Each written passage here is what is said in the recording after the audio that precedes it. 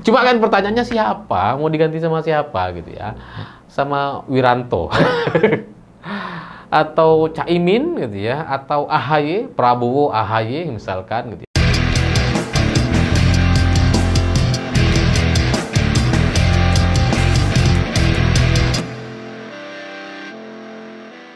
Selamat malam semuanya. Hari ini usulan pergantian Wapres atau pelengseran Gibran akhirnya direspon oleh Kemenhan dan Ketua MPR RI. Jadi nampaknya isu ini semakin hangat di Jakarta gitu ya, karena trennya menanjak. Dari sebelumnya hanya disampaikan diusulkan dalam forum purnawirawan TNI yang kemudian agak sepi pemberitaannya di media, dan akhirnya direspon oleh Wiranto sebagai penasihat presiden dan menarik perhatian media. Hari ini itu lebih hangat lagi karena direspon oleh Kemenhan dan Ketua MPR RI. Dari Kemenhan melalui Kepala Biro Humas Kemenhan, Frega Wenas, dia bilang Gibran terpilih secara resmi. Kami menghormati itu dan akan tetap patuh pada keputusan pimpinan di level nasional. Terkait ada usulan dari Forum Purnawirawan TNI, itu silahkan ditanyakan kepada pihak mereka. Selain itu, Ketua MPR RI atau Ahmad Muzani yang juga adalah kader Partai Gerindra, itu kurang lebih sama jawabannya dengan Kemenhan. Bahwa, ya tapi dia lebih detail menjelaskan gitu ya, bahwa ya ini kan Pilpres sudah selesai, sudah ada 3 pasang calon waktu itu dan kemudian dipilih secara demokratis dan kemudian ada pemenangnya yakni Prabowo dan Gibran. Sudah memang sempat ada gugatan ke MK tapi kemudian juga kembali disahkan dan dilantik secara resmi. Jadi Gibran ini adalah wakil presiden yang sah karena sudah dipilih melalui Pilpres dan dilantik, dan ini dihadiri oleh semua pihak. Jadi hari ini apa yang saya prediksi sebelumnya bahwa isu soal pelengseran Gibran atau pergantian Wapres yang semakin menghangat itu akhirnya terbukti dalam hitungan jam. Kemarin saya bilang ini kayaknya akan meningkat nih gitu ya. Meskipun saya tidak detail menyebutkan bahwa ini akan direspon oleh banyak pihak. Saya waktu itu kemarin curiga bahwa setelah Forum Purnawirawan TNI akan ada forum-forum lain gitu ya, yang juga akan menyampaikan hal yang sama. Nah, karena ini sekarang sudah dikomentari oleh Kemenhan dan Ketua MPR RI, maka memang kemunculan Wiranto secara tiba-tiba kemarin itu tidak mungkin karena iseng belaka. Dari sekian banyak isu, baru kemarin Wiranto muncul gitu ya.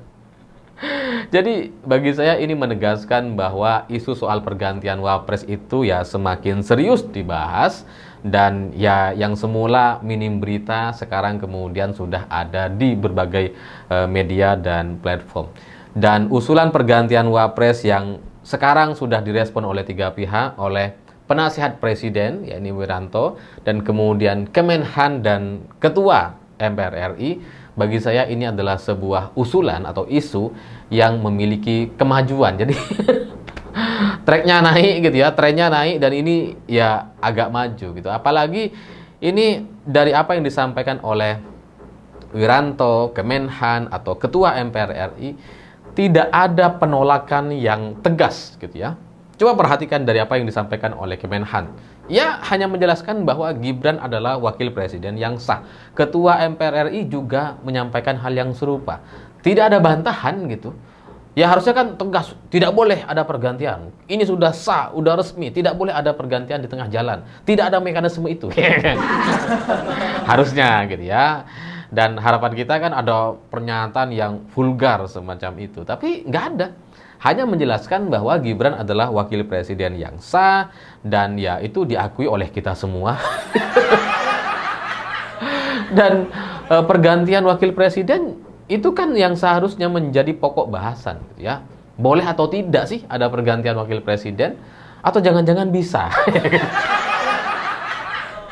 Jadi tidak adanya penolakan secara vulgar dari Wiranto, Kemenhan, dan Ketua MPR RI ini membuat isu pergantian Wapres ini menjadi semakin seru gitu ya. Gak ada perlawanan kepada Forum Purnawirawan TNI, ya mungkin karena semuanya memang saling menghormati, seperti Wiranto yang menghormatilah forum tersebut ya, karena masih dalam satu bingkai keluarga gitu. Dan kalau soal penjelasan Gibran itu terpilih secara sah lewat pilpres, lewat pemilihan yang secara terbuka, ya kita semua tahu gitu. Nggak perlu dijelaskan soal itu. Dan usulan pergantian ini itu muncul ya karena mereka juga mengakui bahwa Gibran adalah wakil presiden yang sah.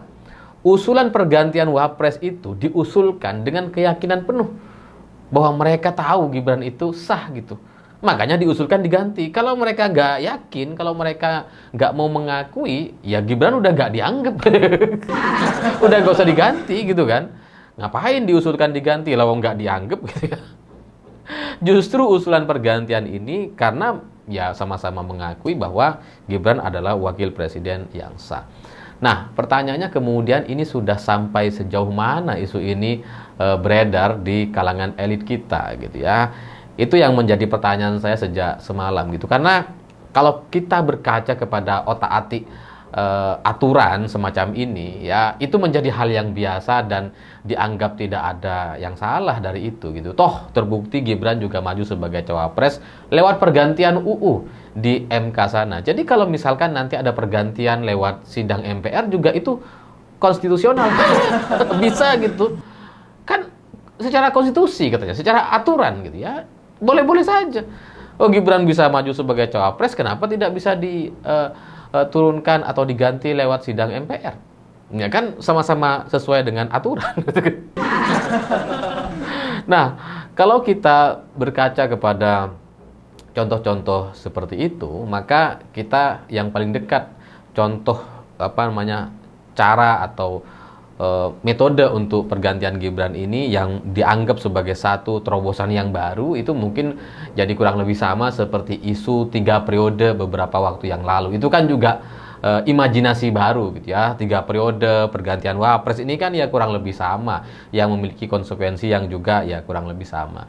Dan di isu 3 periode kita tahu ada strategi namanya strategi nabok nyilih tangan atau meminjam tangan orang lain untuk kepentingan dirinya atau memukul orang menggunakan tangan orang lain. Itulah yang digunakan pada usulan atau upaya untuk melaksanakan 3 periode kepada Jokowi.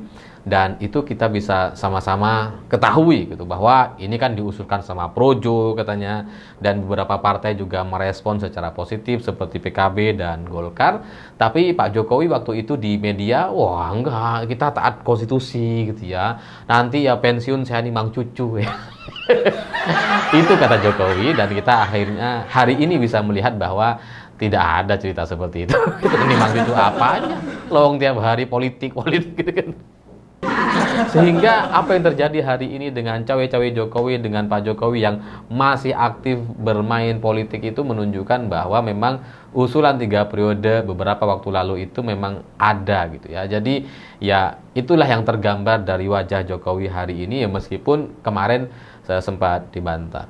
Nah, faktanya ketika usulan 3 periode dan kemudian Jokowi membantah di media, itu faktanya ternyata di lapangan sudah terjadi negosiasi, sudah sampai pengendalian atau diskusi-diskusi dengan pihak-pihak pengusaha atau para naga. Karena saya waktu itu di tahun 2022 itu juga sudah mendengar hal yang sama gitu. Ada beberapa orang yang temenan sama naga-naga ini, itu katanya memang sudah ada bahasan soal upaya 3 periode karena alasan COVID lah dan sebagainya. Ya, itulah yang terjadi di lapangan, negosiasi sudah terjadi dan juga ada pihak-pihak yang mendatangi elit PDI Perjuangan dan sebagainya. Dan itu menandakan bahwa 3 periode waktu itu adalah sebuah usulan yang sudah sangat-sangat serius. Meskipun di media sosial itu dibantah sama Jokowi, dibantah sama saya juga gitu ya. Dianggap hanya angin lalu atau hanya imajinasi belaka dan sebagainya, tapi di lapangan itu benar-benar terjadi.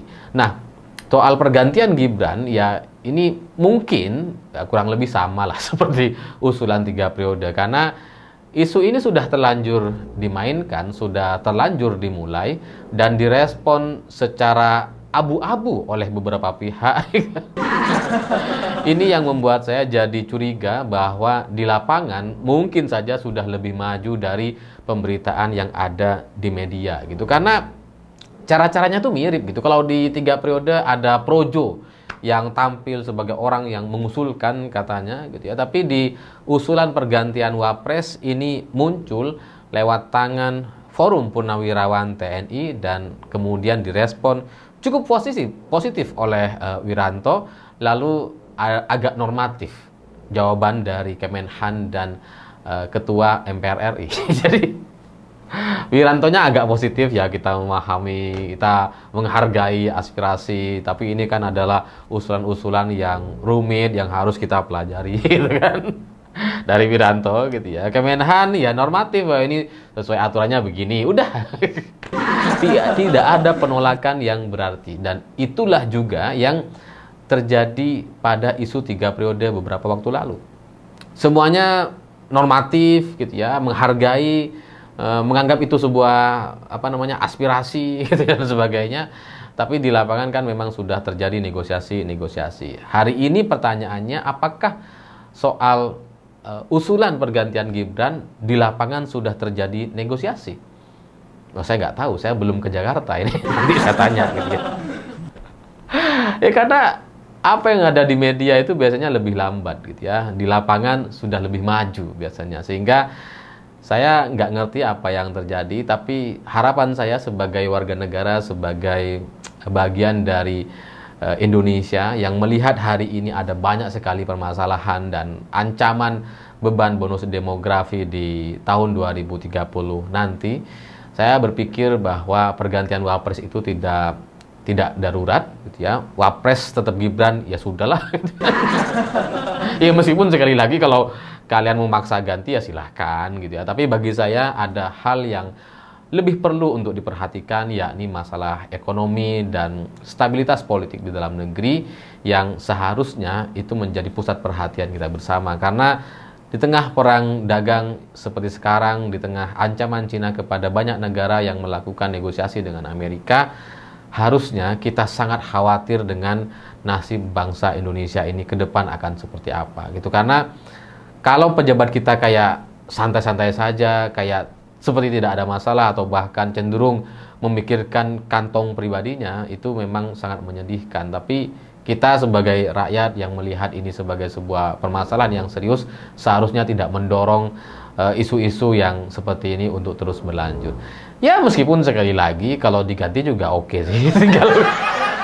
Cuma kan pertanyaannya siapa? Mau diganti sama siapa gitu ya?